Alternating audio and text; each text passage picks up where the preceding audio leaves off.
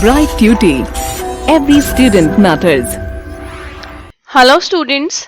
So till now we have discussed what are like terms, what are unlike terms, how to add and subtract the expressions. And we have also discussed the categories of polynomial, monomial, binomial and trinomial.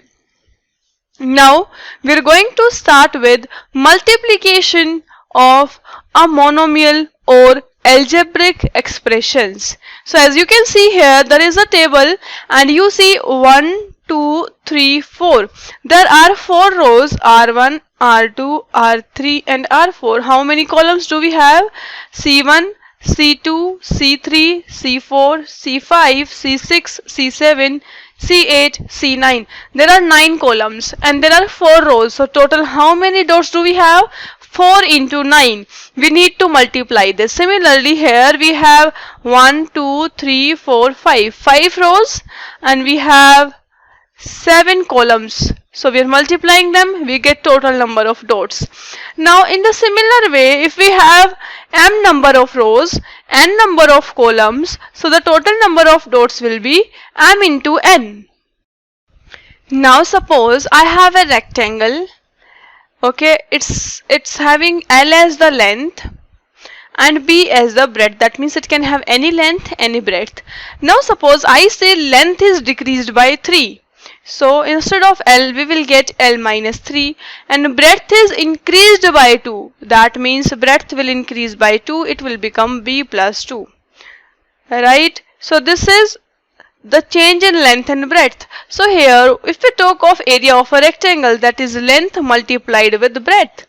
Here the answer for area will be L minus 3, that is the length, multiplied with B plus 2, that is the breadth.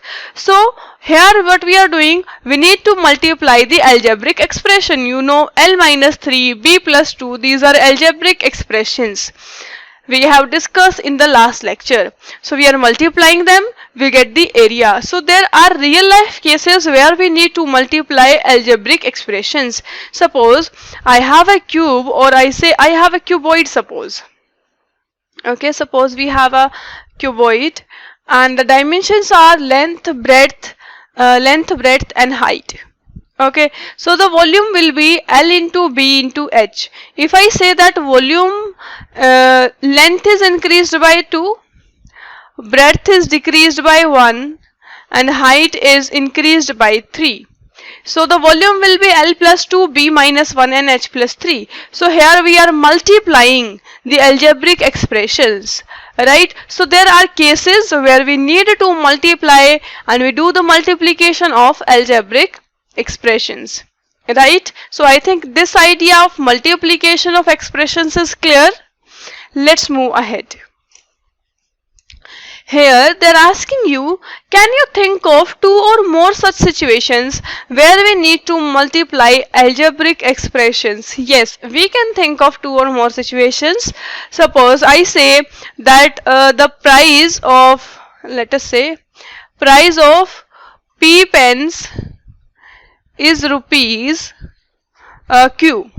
Okay, now the price of pen is increased by 2, the number of pens is increased by 2 and the rate or the price of these pens is increased by 5. So the total cost will be P plus 2 multiplied with Q plus 5. Here we need to multiply the number of pen with the price to get the total amount to be paid for the pens. Clear? In this case it will just be P into Q. Clear? Or we can think of, suppose we have the speed as S, we have the time as T. Now if we increase the speed by 5, okay, the time is decreased by 2.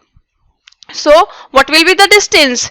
S plus 5 multiplied with T minus 2. This is our distance. Distance is speed into time, as you all know. Clear? So like this, these are the real life examples that we can take, or situation where we have to multiply the expressions. Right? Any other thing that you can think of? You can take an example of simple interest where you increase the rate, right, and then time. So simple interest will also increase. Clear? So this way you can give examples. Let's move ahead. multiplying a monomial by a monomial. Suppose I multiply 4 with x. Clear? 4 has one term, x has one term. So it will come 4 times x. That means x plus x plus x plus x. That is 4x. If I write 4 multiplied with 3x. So 3x is 4 times. 3x plus 3x plus 3x plus 3x. 12x. So what we have done, we have multiplied 4 and 3 and the variable remains the same. Now suppose I have to multiply 4x and 3y. So what you need to do is you multiply the coefficients together, 4 into 3 and x into y at the end. So 4 3s are 12xy we will get. Clear? So suppose I have 5x into minus 3y. So 5 and minus 3 will be multiplied and x and y will be multiplied. We get minus 15xy. This is how we do the multiplication of monomials. Suppose now I have something like this, 4x into x square. Clear? So 4 and its coefficient is 1, so it will remain as 4. And x into x square, you know x into x square, same basis, so powers will get added, it will be 4x cube. Alright, so similarly we can take some more examples. Let us take them. Suppose I say 7x into 3y into 7, or let us say 5z. Clear? So you will write it as 7 into 3 into 5, that is the constant numbers, numerical numbers, or I say the coefficients, and x into y into z. You multiply these three and then you multiply these. So what will be the answer? 7 3s are 21. 21 into 5 is 5 1s are 5, 5 2s are 10. 105 x y z. Okay, now suppose you have to multiply 4xy into 5x square y square into 6x cube y cube. Okay, so what we will do, we will multiply 4, 5 and 6. 4, 5 and 6 together. Then take the terms having x in them. So we have x into x square into x cube. Similarly, we have y into y square into y cube. So 4 5s are 20. 20 into 6 is 180. Then x into x square into x cube. How many x do we have? 3 and 2, 5 and 1, 6. Similarly, y also 3 and 2, 5 and 1, 6. So this would be the answer. So when we have to multiply a monomial with a monomial or more than one monomial, what we do, we multiply the coefficients together and the variables together. If we have x and x the same, we are going to just add up the powers. This is what is known as multiplying a monomial by a monomial. Right? Okay, multiplying 3 or more monomials. So I have already taken an example. Let us see the example that we took of 7x into suppose y into 2z we have. So 7 into 2 will be 14 x y z. So here we have multiplied 3 monomials. Now more than 3 monomials also we can multiply. Suppose we have 2x into minus 3y into 7z into suppose we have p. So 2 into minus 3 into 7 into, just see this is 1, okay, into x into y into z into p. So you'll get 2 3s are minus 6. Minus 6 into 7 is minus 42 x y z p. So this would be the answer. It is more than 3 monomials we are multiplying. Clear? So this is how we do the multiplication. Just take the coefficients together, multiply them and the variables one side. Clear? Let's go ahead now. Here they are asking, find 4x into 5y into 7z. So what will be the answer of this? Just see, it will be 4 into 5 into 7 into x into y into z. 4 5s are 20. 20 into 7 is 140 x y z. Let us multiply the second one. For the second one, for 4x into 5y we have to multiply. What we get? 4 5s are 20xy, and this 20xy is to be multiplied with 7z. So if we do that, 7z, we get 20 into 7 is 140 xyz. The same answer we are getting. For the third one, if we do 5y into 7z first. So 5 7s are 35. 35 yz, and then we have to multiply it with 4x. 35 into 4 is 140 xyz. Clear? So is the result same? Yes, the result is same. What do we observe? We observe that when we multiply the monomials, the order does not matter. Like if I have to multiply length, breadth and height, so I can multiply height and length first and then I multiply breadth. I am going to get the same answer. So in multiplication of monomials, the order does not matter. At the end we have to multiply them all. Clear? Here is one question.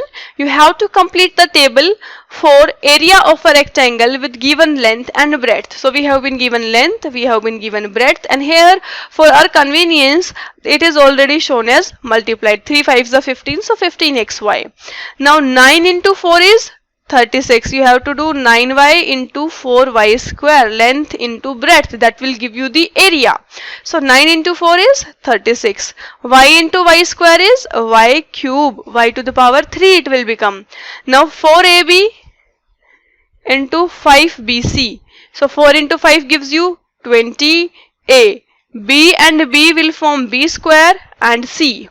Then we have 2l square m into 3l m square. So we will have 2 into 3 as 6, and l square into l will form l cube, and m into m square will form m cube. So these are the areas that we have calculated. Clear? I think multiplication of monomial with another monomial is really very easy. So we just have to take the constants, or I say the coefficients, multiply them, and the variables you multiply them together. Let's move ahead. Here is another question. It is asking you to find the volume of each rectangular box with length, breadth and height given. We know volume is length into breadth into height. So for the first part, volume is, length is what? 2ax. What is breadth given to us? 3by. And what is the height, students? It is 5cz. So we will multiply it like this: 2 into 3 into 5, these are the coefficients. Then ax into by into cz, ax into by into cz. Okay, we are going to multiply. So when we multiply, 2 3s are 6, 6 5s are 30. 30 a b c x y z. This will be the volume. Right. For the second part, when we do, what will be the volume? M square n, this is the length given. The breadth is n square p, and the height is p square m. So let us see, multiply the similar terms or the like variables together. M square and m, it will be m cube. N and n square, it will be n cube. P and p square, it becomes p cube. Right. Now the last part, that is the third part. Volume will be 2q into 4q square into 8q cube. So 2 into 4 is 8, 8 into 8 is 64, q into q square into q cube. How much total power we have for q? We have 6. 3 plus 2 and 1, total 6 powers. Clear?